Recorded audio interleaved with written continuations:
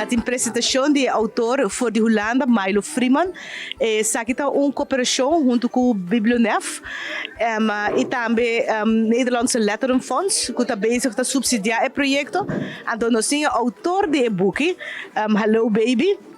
Senhora Milo Freeman, que está na biblioteca, ela passa em outra isla de Caribe holandês, e não está terminando esse man aqui na Aruba, e a cuja sabra está back para Holanda. O que está interessante de book Hello Baby tá, que ela guarda traduzir na papiamento. Então, nós estamos contentes para pôr aporte na essay, mas nós sabemos já é a primeira frase. Bom dia, baby. Boa dormiduche. Então, isso aqui está traduzido de nosso colega Lilian Semeler. Muito contente para isso. E me recebi esse motor traz o projeto aqui. Está na minha mandrete, Valerie Figueroa, que está traz o projeto, o que nós chamamos de tour maior, que coffertje com book. Então, o projeto chama Book Start.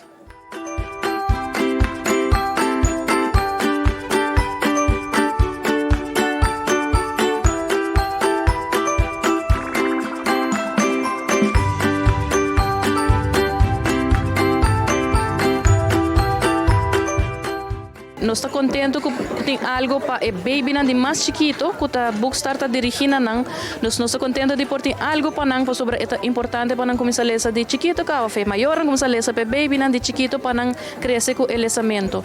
Nós estamos invitando maior de baby de 0 para 2 anos para vir membro e não está maletim. É maletim grátis. É maletim aqui também maneira senhora, está bem com um book chiquito e Lo que se llama Kenes, até palavra. É também com book especial para baby, porque baby não tem que book de boca, que senão, é também com 2 book especial para baby.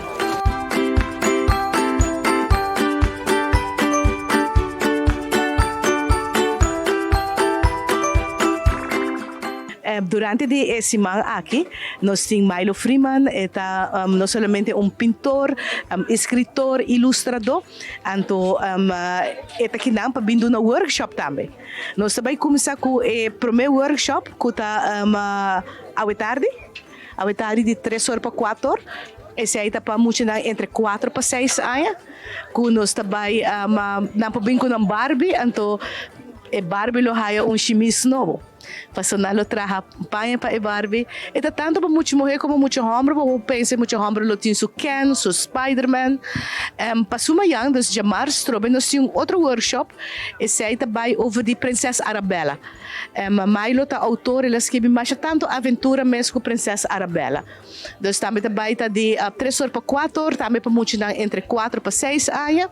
E o que está interessante tá 2 workshops já são com o whips de 3 horas para 5 horas e essa idade está de 5 anos até 80 anos.